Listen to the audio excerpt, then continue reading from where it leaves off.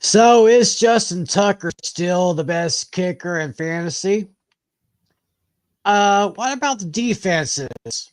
Is San Francisco, Dallas, or maybe Cleveland on top? And is there a possibility that Brandon Aiyuk could stay in San Francisco after all? Well, we're going to try to find the answers to those questions and many more as we talk about the defenses and special teams and the kickers for fantasy rankings. And we got more hot topics to cover. It's another edition of Fantasy Football Fever, which starts right about now.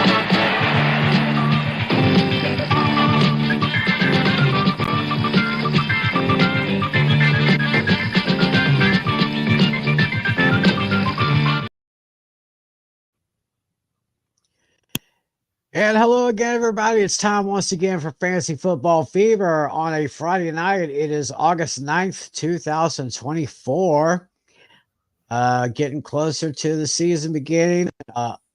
All the teams have their first preseason games this weekend, of course, except that being the Texans and the Bears, who, of course, played the Hall of Fame game last week. They'll be having each of them have their second preseason games. But we got games going on, even though it's preseason. So it's time to take a good look at the rookies and the second teamers and all the young players, see if they can try to jockey for positions to make the 52-man roster for each of their teams. Anyway, my name is Tim McClelland.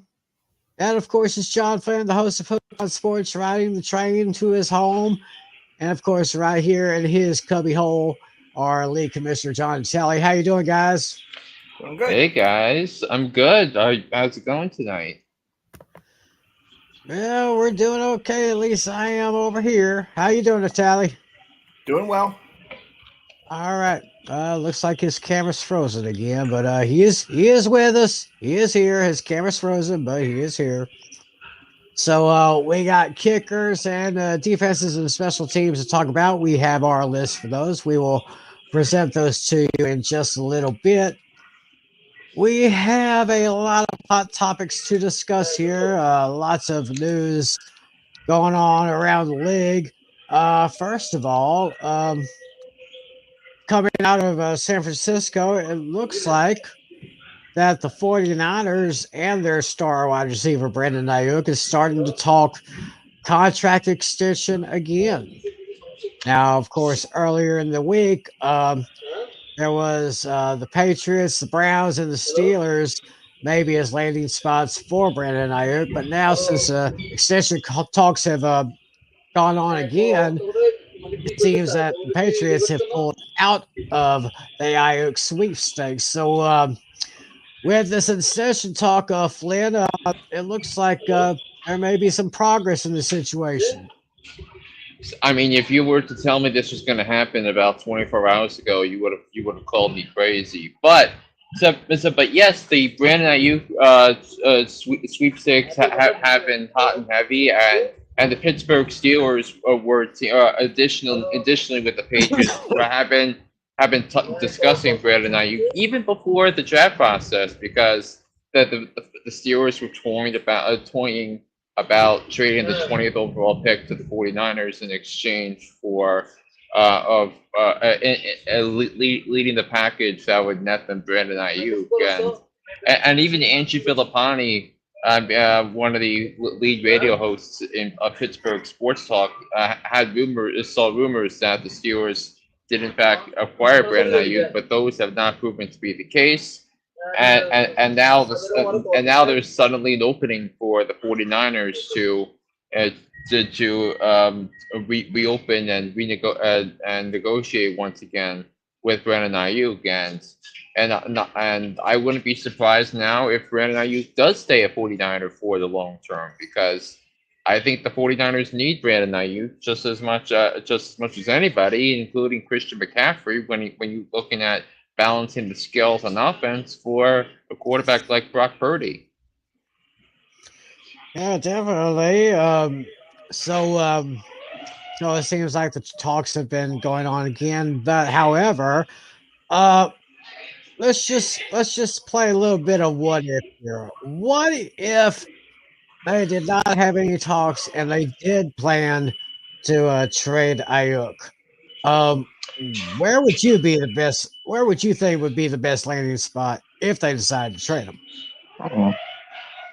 I mean, I think I think you look at Pittsburgh as a spot. I could definitely have seen a team like the Indianapolis Colts, and we'll get into the Colts wide receiver situation in a little bit. But pairing Michael Pittman Jr. with Brandon Aiyuk, having those two talented cats for a quarterback like Anthony Richardson who can run the ball like crazy, that would be such a dreamy proposition for Shane Steichen and the Indianapolis Colts. Another possibility I could see when you're looking at the wide receivers is in my opinion the Green Bay Packers, because Packers have a logjam at the wide receiver position. Now they have a clear hierarchy for that. So I think those two teams make a lot of sense. Are there any other teams that you think would make sense, Natali? I mean, Pittsburgh was actually the first one that came to my mind. I know, and for some reason, only because this team is bad and might need some help, I was thinking Carolina for some reason. I was thinking Carolina myself. That's the first thing that came to my mind when you were saying any other teams, because Carolina could use a little help, especially get a good weapon to work with Bryce Young over in Carolina. So that could be a possibility. So, I mean, I think Carolina had a solid offseason. I think it's crazy to say that when you have an organization that's constantly run to the ground by an incompetent owner. But the Panthers did improve this offseason. I think the offensive line is certainly better.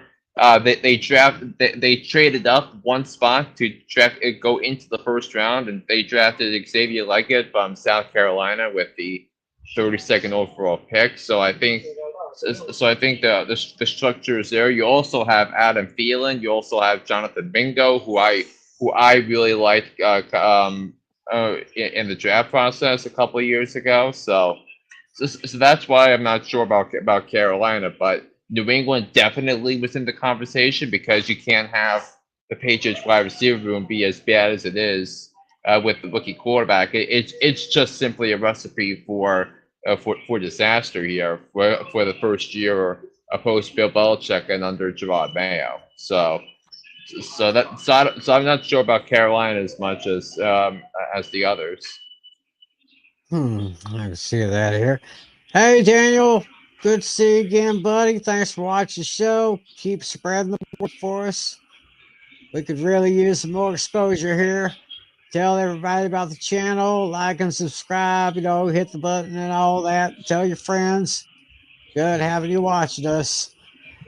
And speaking of San Francisco, their running back, top running back of the league, Christian McCaffrey, he suffered an ankle injury during practice earlier this week, so he's pretty much out for the preseason, but is expected to play the big Week 1 Monday night game against those Jets and go up against Aaron Rodgers. So I guess not really much cause to pause with McCaffrey, but he should be okay. Yeah, I mean, basically the signal is we're going to put the best running the reigning offensive player of the year in bubble wrap for the better part of 2 weeks, and then because San Francisco is very afraid of the alternatives without a sans Christian McCaffrey, and none of them are particularly good. So that's basically my translation of that. Yeah, just put him on pause for a little bit, and then when they get going, when the season starts, he should be good to go. So I don't think there's anything to worry too much there in San Francisco. You mentioned Indianapolis. Josh Downs, their wide receiver. He suffered an ankle sprain during practice earlier in the week. The prognosis looks like he's going to be out 4 to 6 weeks. He was right now at wide receiver 2 on their depth chart, so he's going to miss the preseason and probably maybe the first 2 games of the regular season. That would that be a big blow, little blow, or no blow at all? I mean, I think it would hurt a little bit when you're looking at. I mean, actually, it hurt in a bigger way for the Colts because again, as you just mentioned, he is WR1 for WR2 for the Colts, and losing your second best receiver is definitely not a hit you want to take, but. I think you like some of the depth behind behind Josh Downs and Michael Pittman Jr. with the wide receiving core because you're looking at Alec Pierce, you're looking at former Texas Longhorn A.D. Mitchell who is slated right now slated as a WR4 on the Colts depth chart of overall wide receivers. So I think you're gonna see Shane Steichen give more reps with the first team to those two. I think they're going to put more of an emphasis on putting Jonathan Taylor in bubble wrap for the preseason. And so it's with all of that. So basically, AD Mitchell's going to have more chances to prove himself early on than what the projected share was a few about or at the start of the week. So definitely maybe a deep sleeper if you're in a large league like a 12-team, 14-team league to maybe have put those receivers on your bench. Yes. There's a couple other news concerning the wide receivers. Rams wide receiver Puka Nacua, he suffered a knee injury, and he is right now scheduled as week to week as everything goes. Hopefully, Coach McVay will give us some updates here as training camp progresses with the Rams. Of course, the Rams play against my Cowboys this Sunday for their first preseason game. So it seemed like Nacua, he actually played through an AC joint sprain and a hip ailment back in 2023 last season. So he's got another injury here, but hopefully it will not be too big of a deal for him because Nacua was just a great rookie wide receiver in the NFL, and hopefully he can help the Rams build their offense and hopefully build their team. Natale, didn't you have Puka Nacua last year on your team, or I think that was Lucas. Yeah, so but that was maybe one of the gets of the off season by the Rams, but because he was a 5th round pick, and that was a tremendous job by the Rams to be able to not only get him, but in the time period where Cooper Kupp had to spend the first month of the season on IR because of his injury issues, they needed someone to step up, and like I thought basically you look at the Rams wide receiving core at the start of the season, and you look like who the hell is Matthew Stafford going to throw to? Well, here's Puka Nacua, and he was terrific. So. Mm-hmm. But I think Tim, did you mention that he played through injuries to start about much of the season last year? Yeah, I got here on my notes. Had an AC joint sprain and a hip ailment. We kind of went through that last year. Yes, so I think that makes it even more impressive that the Rams athletic trainers were able to formulate a plan to get him ready for Sundays with all of that. So I don't think it should be a big issue at all because for him now for the Rams, the good news is Cooper Kupp is back and healthy, back 100%, back from his injury, so he'll be ready to rock and roll come week 1. But Cooper Kupp is starting to get there in age because believe it or not, this is Cooper Kupp's 8th season in the NFL. As novel as a name like Cooper Kupp sounds at the wide receiver position. So he may. Hopefully, he's still got a good bit of gas left in the tank because Kupp and Nakua could be an awesome team. Probably an awesome wide receiver tandem, at least for in the Rams' point of view here. But yeah, and if the Rams are the deep Super Bowl, deep sleeper Super Bowl contender, I think they are. They're gonna need Nakua and Kupp to show up for Sean McVay and company. Oh yeah, definitely. We do have a little bit of bad wide receiver news coming from Atlanta. Their star wide receiver Rondale Moore suffered a serious leg injury this week in practice. And unfortunately, that is going to end his season before it even starts. So looks like there may be a little bit more targets for their other receiver and maybe even their running back, Bijan Robinson. Yeah, I mean, certainly it's. I mean, certainly. But when you, I mean, I don't know if you guys saw the video that came out of the joint practices that took place this week between the Falcons and the Miami Dolphins ahead of the preseason game that was played tonight, and in the presence of our friend Alex Putnam, who is in our fantasy league and will be.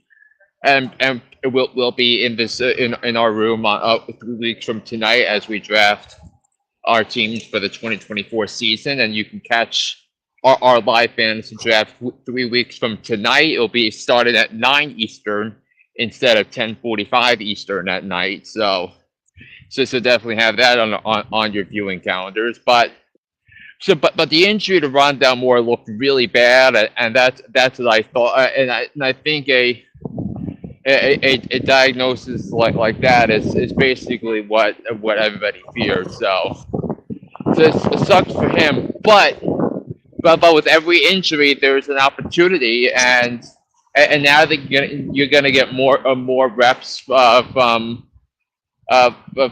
receivers like Ray McClelland, who is going to be might have a little bit more opportunities. But most especially when you're looking at the big names who the Falcons drafted with top 10 draft picks the last 4 years. When you're looking at Bijan Robinson, when you're looking at Kyle Pitts, and when you're looking at Drake London, and then also acquiring Darnell Mooney in the offseason, that this basically solidifies that they're going to have a target share that's good enough to make drafting them more safer because now you have those. I think you're going to have a better production out of your out of those players, especially when you have. Well, when you go from Desmond Ridder to Kirk Cousins, and when you go from Arthur Smith, who was reliant on having a competent quarterback, but he never had it, and for that he lost his job. But now Zach Robinson, the new offensive coordinator, he's going to be great. He's going to call the plays, and a team that I think. On paper, it's the best team of the division, 1 through 53. I think you're going to see some big numbers out of those three guys. In addition to Darnell Mooney, who might now be suddenly someone who you're going to want as one of your first picks on your bench when it's all said and done here. Yeah, so those are things to consider with that, because the alternatives to what they have got worse with this news. Oh yeah, well, hopefully he'll be ready for next year, but just sad to see the end there. Yeah. We have some news. We have some news out of Cincinnati. Running back Chase Brown, he is now taken over the running back one position from Zach Moss. Now, I don't know exactly how that happened. Flynn, you may have to explain that for us. I think you look at the momentum that happened down the stretch of last season when Chase Brown took over for an ailing Joe Mixon. So and when you factor that in, that he played really well, and in the first couple weeks of training camp, he's looked really impressive, and could be someone that breaks out this year. So some of our calculations for the Bengals running back position are definitely changed a little bit because now you could see Chase Brown get more get more touches with the Bengals' explosive offense, of course, led by Joe Burrow and Jamar Chase and all that, and now whoever is going to get more of a workload, I think. That there's some major upside when it comes to Chase Brown, and I wouldn't be surprised if 12 to 14 if some owners in 12 to 14 team leagues why not drafting Chase Brown and starting him in week 1 for the Bengals when they go up against the New England Patriots. That sounds like something to consider for all you fantasy players out there watching. You might want to take heed of that. That could be a possibility right there. Also, we do have contract extension news. We're of course talking about kickers tonight. The Chiefs, their kicker Harrison Butker, he just signed a 4-year, $25.6 million extension, so he'll be staying in KC for a little while.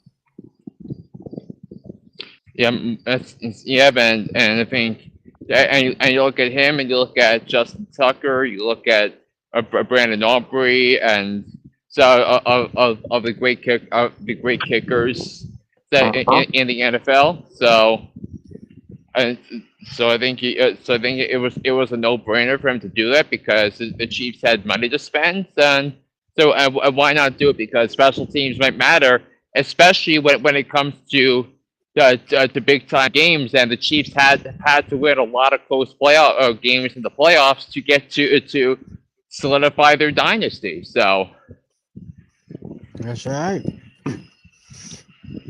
Well, I guess with that being said, that would make a great segue to one of our big.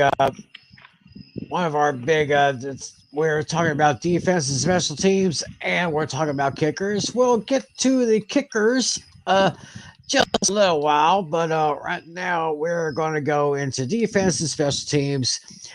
And once again, each one of us has put together a list of what we believe are the 20 best defenses and special teams in the NFL and basically in fantasy, I guess. So I guess we will start with my list that I've got up here. So we'll just pop that on the screen here. I got Cleveland at number 1. Of course, that is being led by the reigning defensive player of the year, Myles Garrett. That man is a monster. He is one of those players that is out for blood. And would you believe the number 2 team on my list is the team that they will be facing in week 1 as Dallas Cowboys. We still are trying to get an extension for Micah Parsons. We still have some guys I've been haven't been really keeping tabs as much as I should, seeing how the young defensive players are doing in camp. Hopefully we'll be able to see how they do when game times comes up on Sunday when they face the Los Angeles Rams. 3 through 5, I've got the 49ers, I got the New York Jets, and I've got the Ravens. I mean, one thing about when you look at the history of the Baltimore Ravens, I mean, one thing that has been constant is their defense. They've always, in my opinion, been top 15 or even top 10 for so many years. Of course, you think of the team that was the defense that was led by the great Ray Lewis. Ray Lewis, his name came to my head. The great Hall of Famer Ray Lewis, and I guess he pretty much set the bar for that defense right there. Their bitter division rivals, Pittsburgh, I got them at number 6, with New Orleans at 7, Miami 8, Jacksonville 9, and Kansas City at 10. Kansas City defense, they are still a few notches above average, in my opinion. They can be shaky from a little bit from time to time, but it should be okay. 11 through 15, I have the Bengals, the Bears, Lions, Bills, and Colts.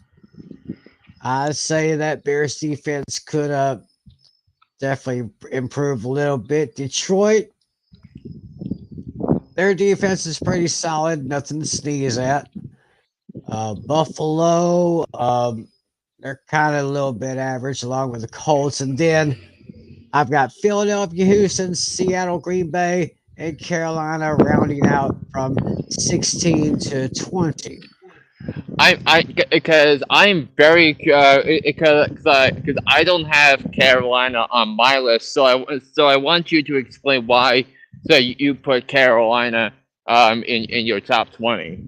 Well, actually, to tell you the truth, I think it's just I guess it was maybe an impulse decision here. Hopefully, that defense will be much better.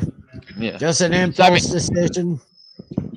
Yeah, but I mean, I do give you credit because I think the Panthers defensively were better last year than they were given credit for. Now, the Panthers were basically doomed by Bryce Young, who was dreadful last year, and a team that had no idea what they were doing. Of course, 2-15. They didn't have a first round pick initially this year before Carolina traded up, but but Carolina's got some dudes on defense. I do need to give you some credit for that. So Carolina in the top 20 in a deep sleeper, wouldn't surprise me. Well, we'll just have to see what happens there. All right, Natale, it's your turn right now. Let's go ahead and get your list here up on the screen. Mm-hmm. All right, okay. There we go. All right, and there's Natale. So go ahead, sir. Yeah, I do like San Francisco at number 1. They have a nice middle duo there, Fred Warner and Nick Bosa, both very strong players there. Yeah, I definitely like Dallas at number 2 for the same reasons you said. They're great on special teams, led by and also that one of the greatest defensive men in the league right now. I think he was the interception leader either last season or the season before that, Deron Bland. Yeah, then the Browns are definitely very strong, as well as the Jets. They could finally get to the playoffs for the first time since 2010, the longest current drought right now. Ravens I think are legit top 3 even. So this one was really hard. 1 through 5 you could say is interchangeable. And then Steelers just outside the top 5. They're still very good. They were a very streaky team last season. And I mean there's a possibility we could see the 3 teams from that same division again. We'll see. The Browns, the Ravens, and the Steelers. Wouldn't surprise me if all 3 of them made it again. And the Saints I think they're going to win the division this time, although it's going to be a close one. I think their defense will carry them there. And I mean, the Chiefs are defending champs for a reason, so they're I think a solid top 10 there. And the Dolphins are a very underrated team. They don't get the respect that they deserve. I mean, they just need a little bit of help on the offense, and I think they'll be just fine. And the Jaguars, just had rotten luck the past season, but I think this time they'll be all right. The Bengals are in that same spot. Just a streak of bad luck. Bears, they made a very good improvement during the offseason. It just remains to be seen how their defense will do. And then, Texans, Lions, middle of the road there. The Bills, they overachieved this time. They started off strong and then fell flat. I mean, same thing basically for the Colts and the Eagles. And then the last three were pretty tough, so it was kind of just a coin flip there. There were several teams I wanted to consider. I was super tempted to be a homer and pick the Giants, but I still need to see more. Their middle core looks good, but I was so tempted to do it, I just couldn't quite do it. I watched the entire Giants preseason game last night against the Lions, but I think the difference between the Giants this year and last year is that they look like a much more physical team defensively. And if the Giants are going to go anywhere under Joe Shane and Brian Dable, so that they needed to establish an identity of being a physical football team, because I don't know if you remember how little the Giants got to the quarterback without blitzing under Wink Martindale. Now, and they were able to do that at will last night. Now, again, it's backups, but it's nice to see the depth there. Right. So I saw a lot of encouraging signs for defensively, which I think was the big if this season, especially with that secondary for the New York Football Giants. So I was very encouraged by that. Oh yeah, for sure. And like I said, the bottom three were tough. They were just like really just coin flips there. Or borderline playoff teams, or teams that would just miss the playoffs, like those type of teams. Yeah, just barely in or barely out is what I'd consider for the Packers, Seahawks, and Raiders. Maybe. I don't know. But I've shown my list. Natale's got his list. Now let's see the list that Mr. Flynn has made for us as far as his top defenses and special teams, and we will go ahead and pop that on here. All right, Flynn, go ahead, bud. All right, so you got a very, very tasty one at number 1. Interesting.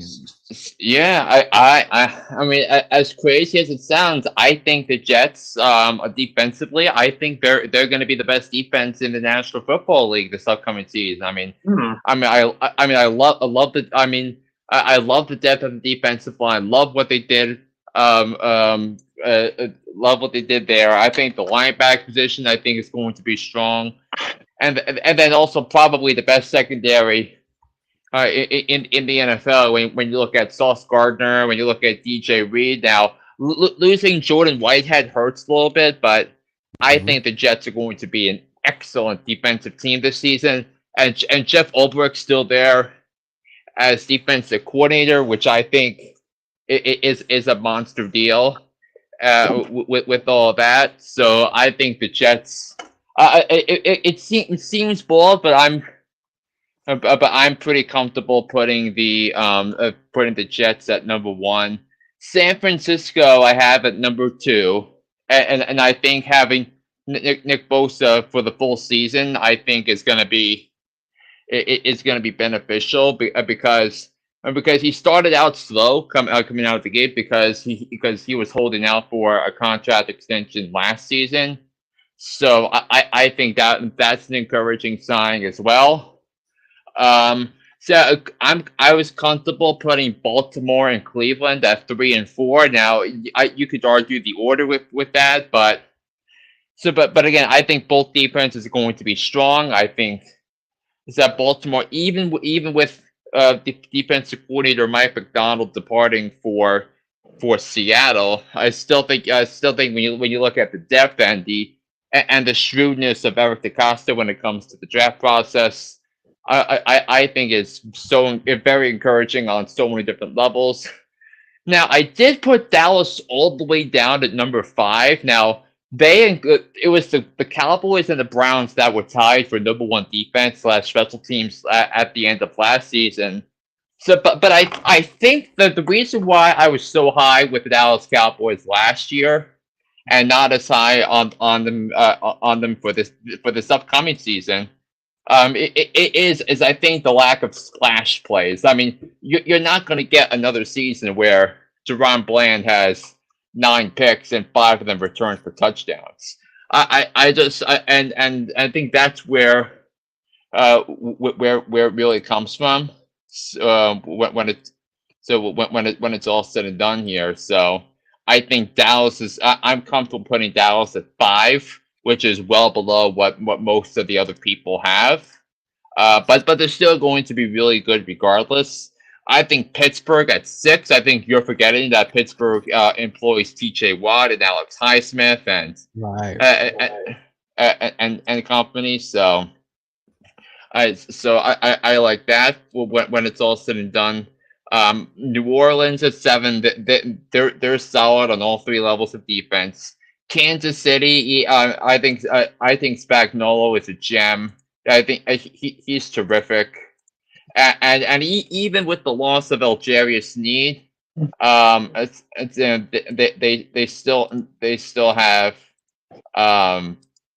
they still have dudes all across that defense. When you're looking at Chris Jones, when you're looking at Trent McDuffie, I think you have a lot of dudes that'll be able to play at a high level. I do like the Philadelphia Eagles at number 9. I know you have them ranked much lower, but I think Vic Fangio coming in to coach the defense, I think, is a monster deal. So because I think the coordinator matters here, when it's all said and done. So going from that loser Matt Patricia to Vic Fangio, who is one of the best defensive minds in the NFL. I think it's going to be a night and day difference for a Philadelphia team that really needed a boost in the coaching front. So I have the Eagles at 9.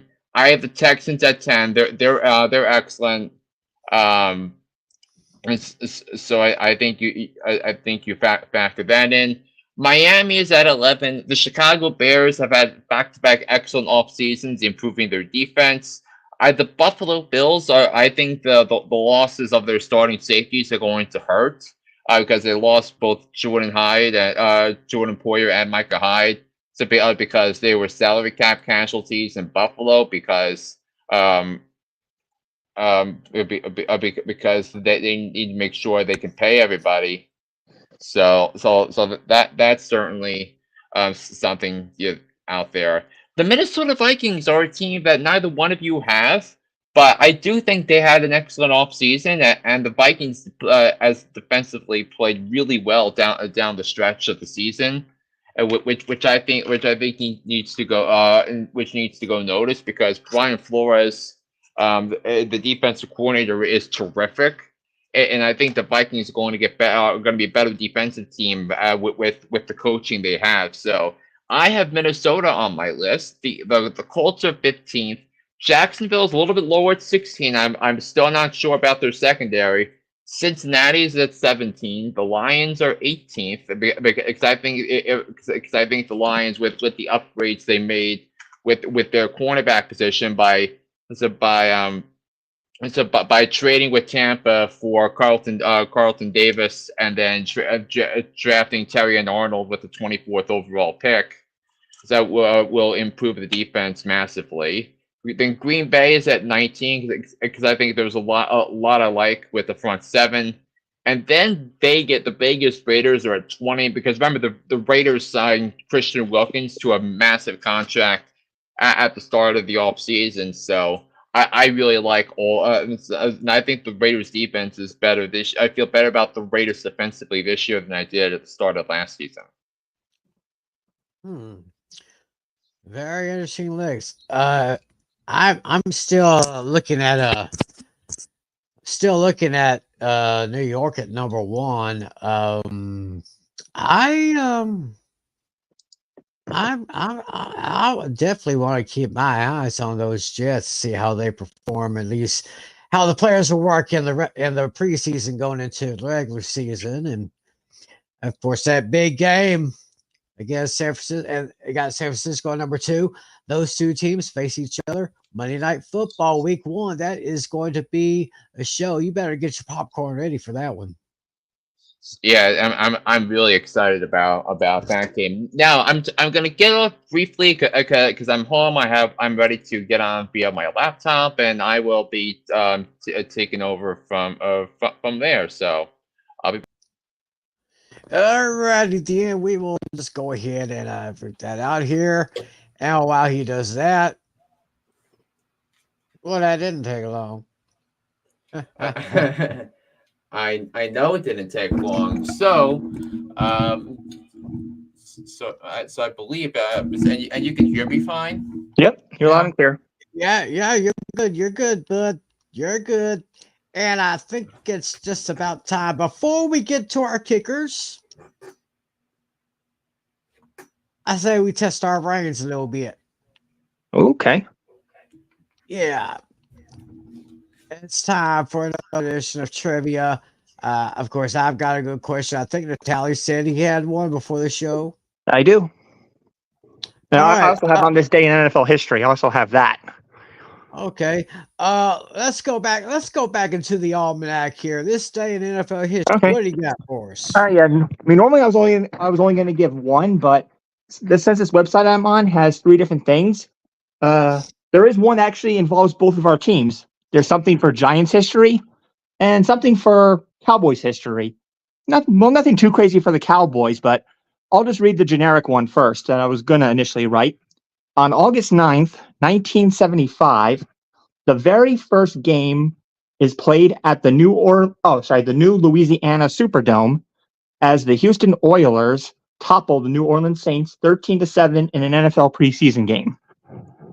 The Superdome. All right, now I'll do the one for Tim's Cowboys, but unfortunately on the opposite side. Funny thing that you mentioned this, Tim, about the Cowboys playing the Rams. They played the Rams on this day too, August 9th, 1957. It says at Soldier Field in front. Oh, wrong one. Oops. August 9th, 1987. In an NFL exhibition game, the LA Rams beat the Dallas Cowboys 28-27 at London's Wembley Stadium. Yeah, I think that was the first year that they started doing games overseas, and of course 87, that was definitely not a good year in the NFL because of the strike. Yeah. And so what about those Giants? And here's one that involves Flynn and I's Giants here. On August 9th, 1957, at Soldier Field in front of 75,000 fans, the champion New York Giants defeated the College All-Star squad by the odd score of 22-12 in the 24th annual Chicago Charities Chicago All-Star Game. The MVP award, always given to the college player team, happened to be John Brody, a quarterback from Stanford. Interesting. Of course, that was way back before I was even thought of. So, Right.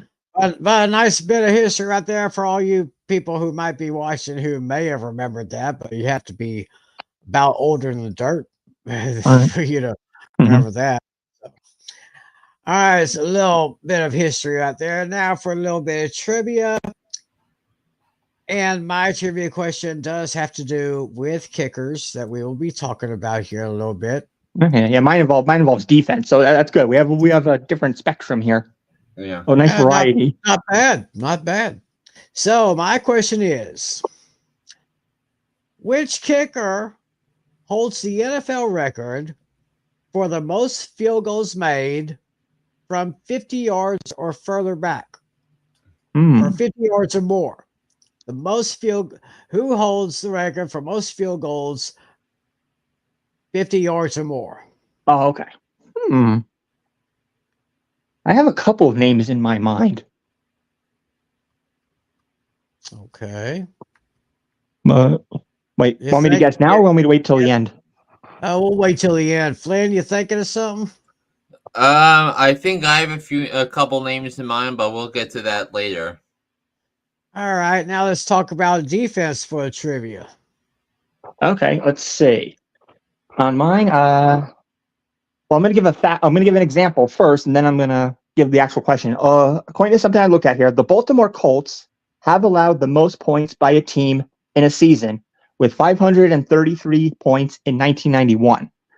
So my question is, there is one team that appears in the top 10 3 times for most points allowed by a defense. Which team represents the top 10 3 times? So it's basically one team is in the top 10 3 times for worst defense in terms of points allowed. Worst teams is here's the voice allowed. Yep.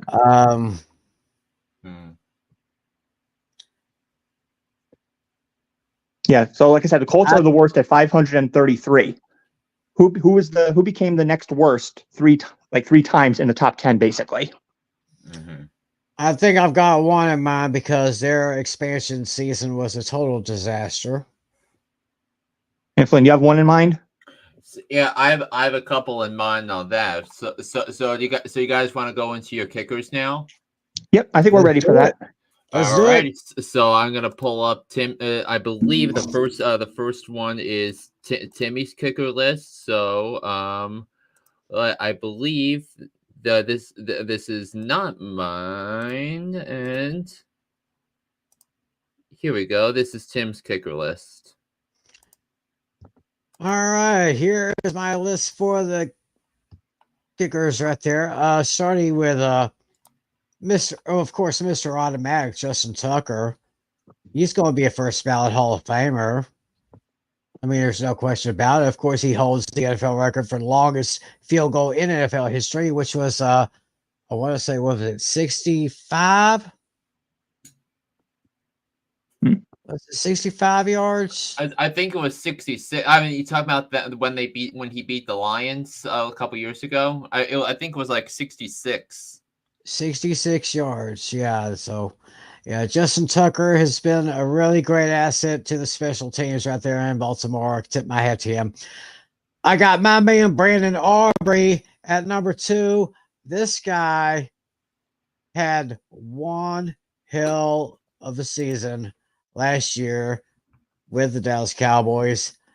He made 36 out of 38 field goals, a 94.7% average, tops, I think, the highest field goal percentage by a rookie in a single season. 259 or more field goals in one game. That was on December 10th of last year against the Eagles, and he also, in that game, had the longest field goal in the first quarter of a game. That was a 60-yarder. Brandon Aubrey, he's got a great career ahead of him. I mean, his star is just began to shine right now. Harrison Butker, of course, we mentioned him with his 4-year contract extension. I got Jake Elliott for the Eagles at number 4. I got Greg the Leg at number 5. I got Fairbairn for 6 with the Texans. Jake Moody for the Niners at 7. I got Evan McPherson with the Bengals at 8. Youngway Kukachu at number 9. I am the Walrus. And number 10, I got Dicker the Kicker from Texas. Number 10 with those Los Angeles Chargers. Then 11 through 15, I have Cairo Santos from the Bears.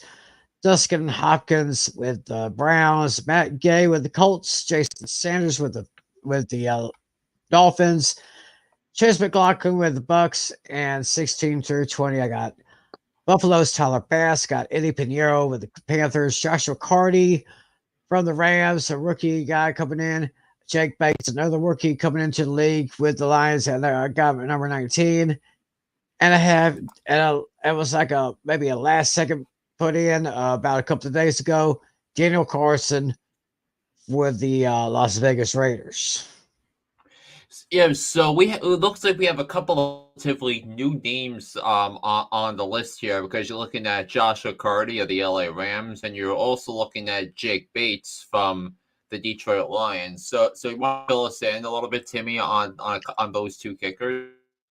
Well, I did have the information here.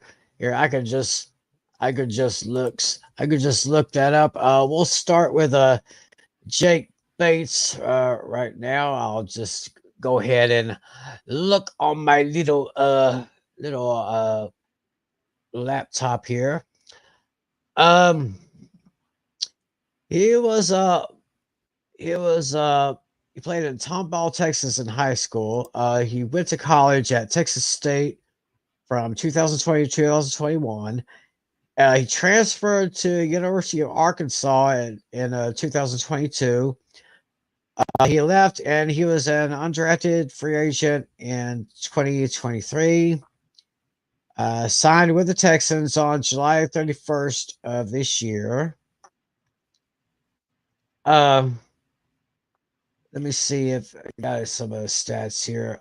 He played in the UFL for the Michigan Panthers, and during the season he made 17 of 22 field goals for 77.2%, for a total of 51 points. His longest field goal was a 64-yarder, which is like Justin Tucker numbers right there, or Brandon Aubrey numbers right there.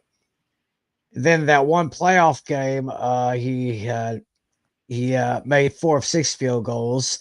The longest one was 53 yards. So like I said, last year went undrafted and went undrafted in 2023 draft. He signed with the Houston Texans, but was released just about a month later. And then in December of last year, that's when he signed with the Michigan Panthers of the US UFL. Now, let me look up Joshua Carty. Okay, we'll look him up here. Let me pop that up a little bit. I knew I should have left this information. At least should have put him out. Joshua Carty, he played at Stanford from 2020 to 2023. He was the 6th round pick of this year's draft. He was the 209th overall for the Los Angeles Rams. His first season in college, he went 27 for 27 on extra points, and he went 10 for 15 on field goals. He was named preseason first team All-American. Week 7 he made a 47-yard time field goal to send the game to overtime, and then he scored the game-winning field goal to come back from I remember this one. I remember hearing about this one. Stanford was down 29-0 against Colorado, and they came back to beat the Buffaloes. Yeah. They came back to beat the Buffaloes in overtime, 46-43. I remember that was a crazy game. I remember that. Oh yeah, and of course, Deion Sanders still in Colorado right now as their head coach. So at the end of the 2023 season, he declared from the draft, and as I said, he was picked in the 6th round by the Los Angeles Rams. So that's pretty much what I got on those two rookies.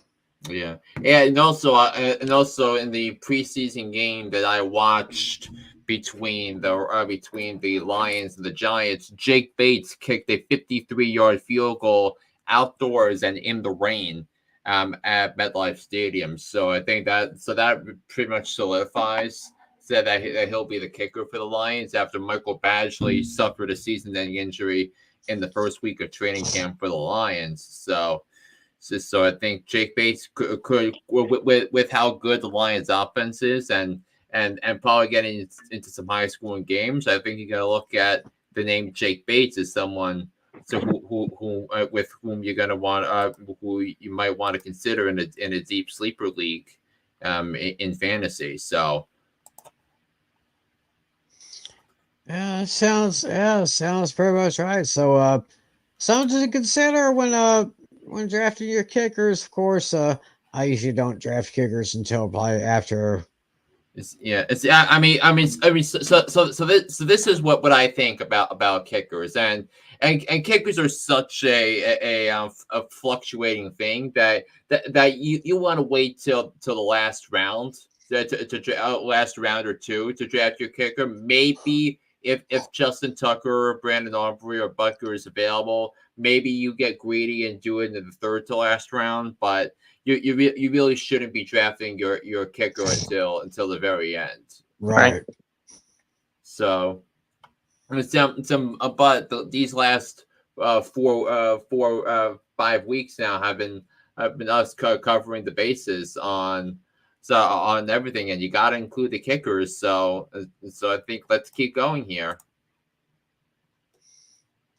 All right, let's Yep. take it over with Natale's list here. Go ahead, sir. Yeah. I mean, there's definitely no dispute about 1 and 2. Yeah, Justin Tucker is almost pretty much Mr. Automatic. And then, yeah, Brandon Aubrey, very solid season last season. I want to say he made like 25, 26 in a row before he missed one, something like that. I think he made 36. Oh, wow. Whew. Yeah, I think that might be a record. I'll look that up again. Go ahead. Yeah, it was a tough. Number 3 was a tough one for me, but I give it to Jake Elliott there. Yeah, the Eagles were really strong last season. He led the way on his field goal opportunities. Harrison Butker 4th, but that's pretty interchangeable. I could see him at 3 also. I mean, same with Greg the Leg Zerline. I think those are top 5. 3, 4, and 5 are interchangeable, so that can go either way. Yeah, Jake Moody was very solid for San Francisco last season. So I think he's definitely earned at least the top 10 there. I mean, Evan McPherson, yeah, despite the Bengals having bad luck with injuries, McPherson did fine in his role. Yeah, Younghoe Koo, I'm expecting a bounce back from him. I think he's basically been a top 10 regardless, even though the Falcons have been bad for years. He's always done his part. Fairbairn, yeah, he's very solid. He always does his part. Yeah, Jason Sanders, yeah, he's very underrated. I really think he's a top 10 quarterback. He just makes it. And then Cairo Santos, yeah, the Bears are improving with the offense much improved. He's going to be even better. Yeah, Cameron Dicker just outside the top 10. I think he'll be all right. Then you basically have your middle of the pack group here: Dustin Hopkins, Matt Gay, and Chase McLaughlin. And the Bucks, I think, are overrated. So I think that spot right there is perfect for him. Yeah, I'm gonna give the new guy a shot here, Blake Group. This was a tough call, but I think the Saints are finally going to win the division this time, and he's going to get a lot of opportunities. And yeah, I put Jason Myers in for number 17. Yeah, every time the Seahawks get like red zone opportunities, they don't get a lot of touchdowns. They have to rely on Myers. He had a pretty decent field goal percentage last season, so he makes the cut. Yeah, Tyler Bass, I kind of dropped to the bottom here. Not really his fault, but the Bills have kind of digressed towards the middle of the season, towards the back part of the season. So that was a tough call there. And then the bottom 2 were kind of coin flips. Chris Boswell. And then I figured, why not? Let's put a veteran in here. Matt Prater, a lot of experience, 40 years old. Let's put him in there. He's earned his due. See, and I see you're pretty harsh on Tyler Bass, especially after that missed field goal in the divisional round against Kansas City that basically ended the Bills' season. Mm-hmm. But in terms of how Blake Grupe did, how you mentioned Jason Myers and his field goals, he went 35 of 42 from on his field goal attempts. So, but 4 of his 7 misses were from 50 yards or more. You also mentioned Blake Grupe. He made all 40 of his extra point attempts, and he was 30 of 37 from field goals and 6 from field goal attempts. So, Nice. but Yes, so you definitely have that to consider. And now here are my field goal kicker rankings. So I have Justin Tucker at number one, and Justin Tucker finished tied for second with Jake Elliott and Cairo Santos last year in total points in fantasy. As Harrison Butker, he actually finished a couple of points behind those three. He's at number two. Brandon Aubrey was number three. Brandon Aubrey actually, believe it or not, was number one last year by a really wide margin. And why was that? He went 10 for 10 from field goals, 50+ yards. So so I think so that was and because field goals are 50+ yards out, or you get 5 points instead of 3 or 4. That made a huge difference, a huge difference for him. So definitely keep that in mind. I put Jason Sanders at number 4. I think Jason Sanders, with that Miami offense, I think he's going to get a lot of field goal kicking opportunities. So you have him. Same thing with Keami Fairburn, Jake Elliott, and Tyler Bass with the Texans, Eagles, and Bills, respectively. Matt Gay, I've really liked for a long time, and taking advantage of a schedule of that with a lot of indoor kicking. So I think he's going to get some more opportunities from deep. So and believe it or not, last season, so that he had 8 successful field goals of 50+ yards. So that's definitely a positive when you're looking at it for Matt Gay. Younghoe Koo is number 9. Jake Moody from the 49ers is 10. Evan McPherson and Cairo Santos was one of the 3 kickers I mentioned earlier, tied for second with 155 total points, 9.1 per game. He was at number 12. I do like Daniel Carlson at number 13 because Carlson, because again, he got a big leg in indoor stadium with the Allegiant Stadium in Vegas, where and Morgan Wallen was just performed there last night, by the way, in case you're wondering. Dustin Hopkins at number 14, Greg Zuerlein at 15. I know that might be a little bit low, but depending on what happens with the Jets offensively, if they can stay healthy. Dicker the kickers at 16 for the Chargers. Jason Myers. I have Matt Prater higher than the two of you do, because I think the Cardinals offense is going to be excellent this season. Chris Boswell's at number 19, and Chase McLaughlin rounds up my list for the top 20.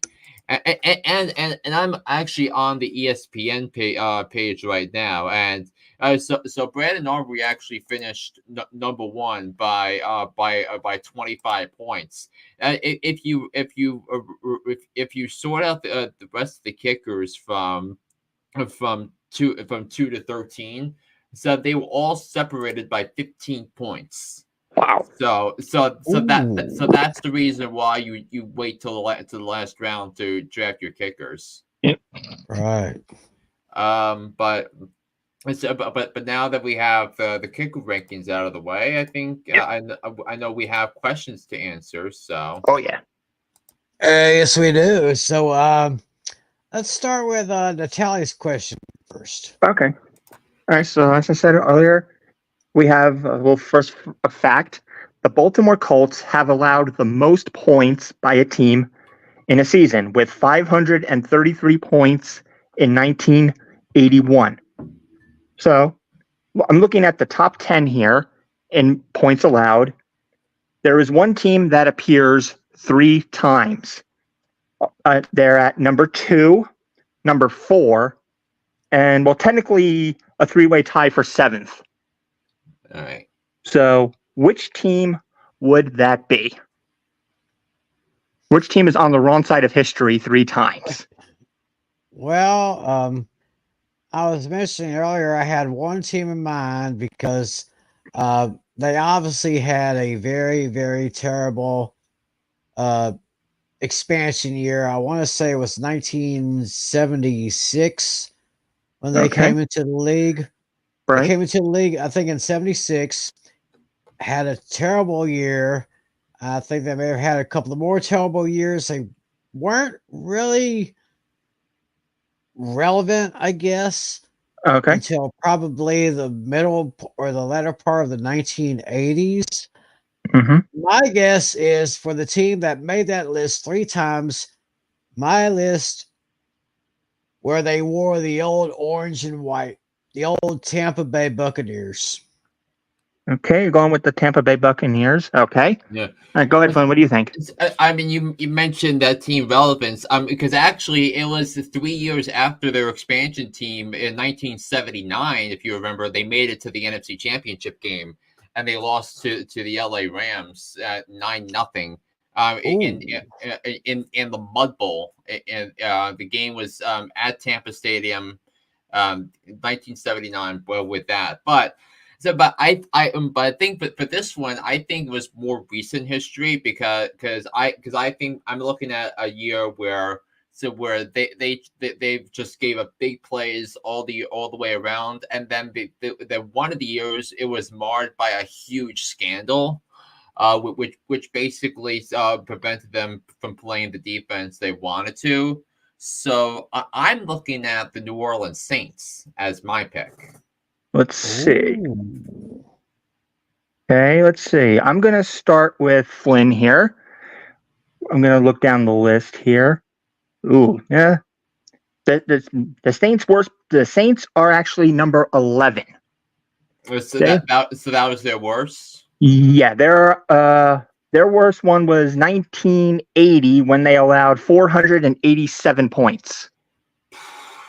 Let's see. Wow. Well, Looking at so the 2012 and 2016 defenses were not worse.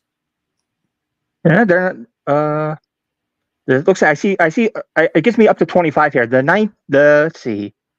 There was the Saints in 2015 when they allowed 476 points. Let's see. Now let's go to Tim here. Actually, Tim was closer. The Bucks were part of that tie. The Bucks were 8th, 494 points in 2011. Uh-huh. You guys were pretty close, but yeah. But so go ahead, Flynn. Finish what you're saying. But I think that prompted Tampa to hire Greg Schiano from Rutgers the following year. Yeah. Yep. Good guess, Tim. But the team we were looking for that appears on this list 3 times, the Detroit Lions. Of course. Oh, yeah. I mean, the Lions have gone through so many years of just 0-16. The 2008 Lions. Yeah, the 2008 Lions are number 4.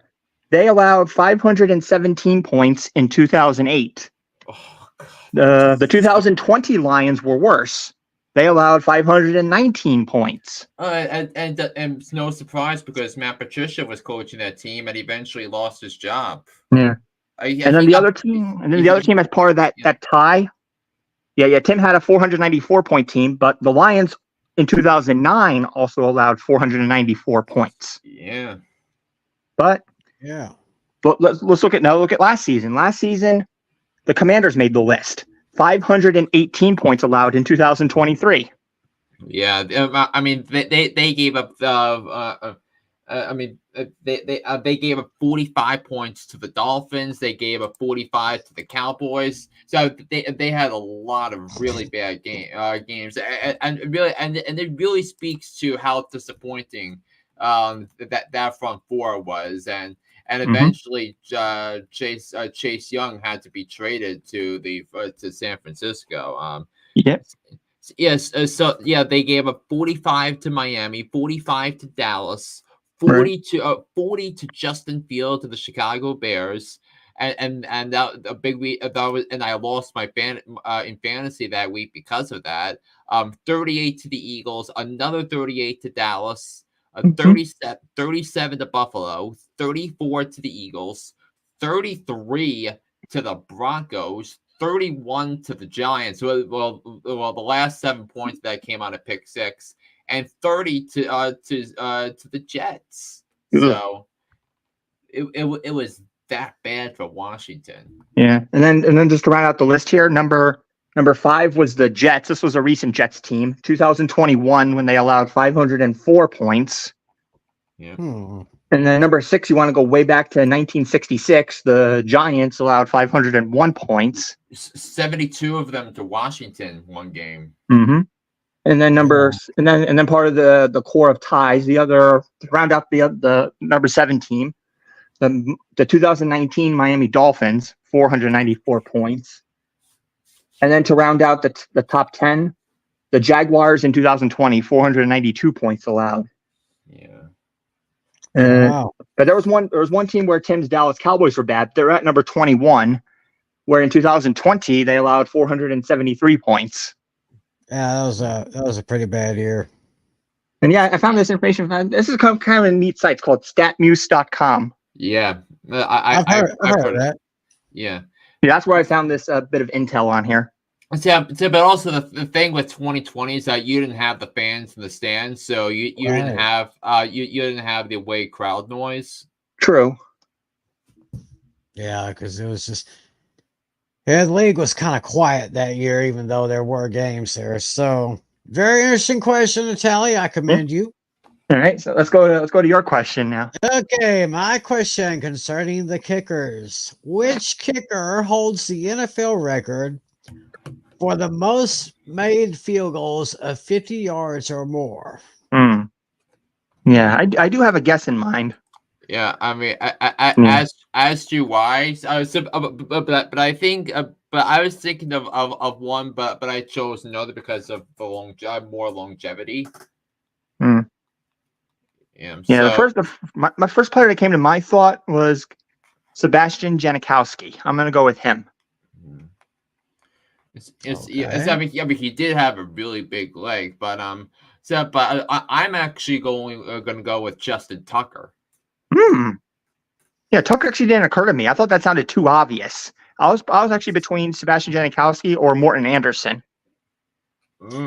You're going in some really good names right there. Yeah, but my final answer is going to be Janikowski.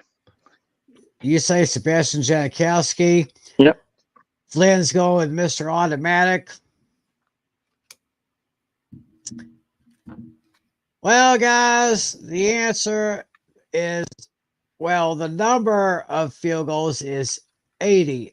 80 career field goals of 50 yards or more. That title goes to Matt Prater. Oh, Prater, interesting. And both of us had Matt Prater on our lists, which is actually interesting. Kind of interesting there. So, I mean, didn't Matt Prater play for the Lions for many years? Let me see. He played in 2006. He was only off-season or a practice squad member there. Then he played for the Dolphins in 2007, Falcons and Dolphins. Then he played for the Broncos from 07 to 14. Makes sense because of the Mile High and because of that crazy good offense in 2013 when Peyton Manning threw for 55 touchdowns. Right.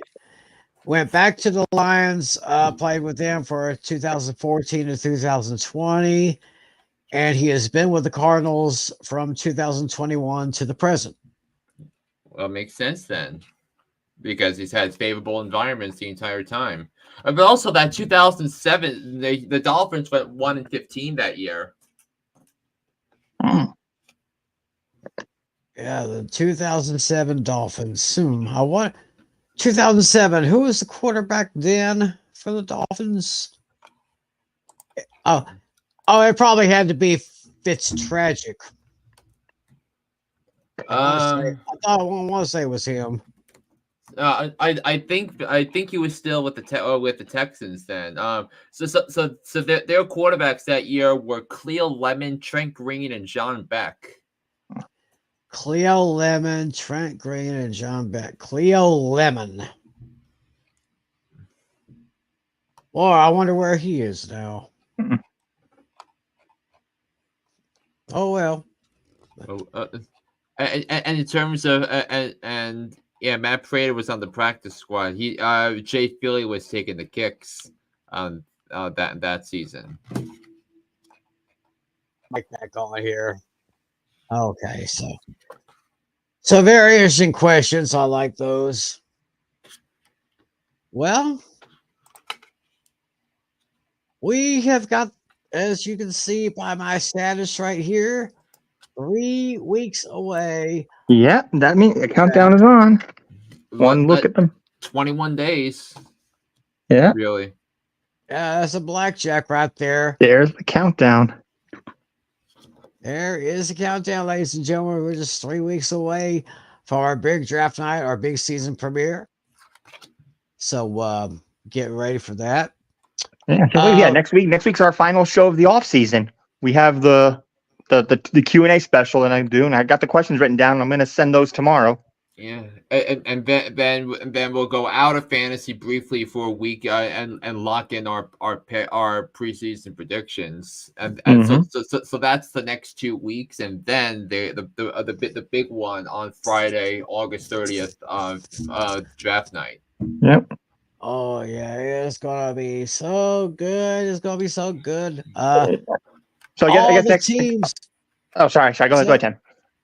So I'm saying, all the teams are playing this weekend. I mean, we had some play today. Some will play tomorrow. Some will play Sunday. I know the Cowboys had the game against the Rams in Los Angeles at, I think it's 3:30 Texas time. So it'll be 1:30 there. So yeah, I'm gonna be. I'll probably be at work, but I'll probably be listening to that on our little radio we got in the back area. So they're playing football, even though it's preseason. Yeah. So it's time to, like I said, time to take a look at these guys, see how these young guys do in full pads, full competition is so good. Flynn, we need an update on Hooked on Sports. You got when do you start the 2 shows a week? I think the first week of September, Labor Day. Yeah, there we go. So what do you got for Hooked on Sports? I mean, so I'm gonna wait till after the Olympics are over to really wait for all the dust to settle with the Olympics before I do like an official recap of that. So get all into that. I've really been into this year's Olympics. I mean, there's been so much going on with the swimming, the gymnastics, the track and field. So I mean, all those meets have been incredible. So. Very much recapping what happened in Paris. Okay, so we'll somehow wait until after this weekend, the final weekend of the Olympics in Paris. I caught a little bit the final 5 minutes of that semifinal game in the men's basketball between Serbia and U.S. That was a great game. That was great, and Steph Curry was great in that game right there. So I mean, Joel Embiid what was big. Kevin Durant came through. I remember Serbia has Nikola Jokic of the Nuggets, so who by my opinion is at a higher level than anyone on the U.S. team, and they were able to shut down their perimeter shooting in the fourth quarter because Serbia went 0 for 9 from 3-point range in the fourth quarter of that game, and that allowed the U.S. to come back. Right. So, yeah, well, we'll wait till the Olympics are over. Then John Flynn will get back to Hooked on Sports. Just remember, find him wherever you find your podcast. So, and we will reconvene here next week with our 20 questions show. So, hopefully, y'all stay tuned. Remember, hit the subscribe button, give us the subscribe button, give us a thumbs up, tell your friends. We want to spread the word on the show. Season premiere comes up in 3 weeks when we have our league draft. exciting times happening. Football is back again, and I'm so excited, and I just can't hide it, like the old song says. So, Mhm. Yep. so thank you guys for helping me with this one. We'll get together again next week, huh? Yeah. All righty then. Hope to see all of you next week as well. Enjoy preseason football while you have a chance, because there's only 3 weeks left in preseason. So watch your guys see how well they do. We hope to see you all right here next Friday. For John Flynn, for John Natale, my name's Tim McClelland. Thanks for joining us, everyone. God bless you all. And as always, be a good sport. See ya.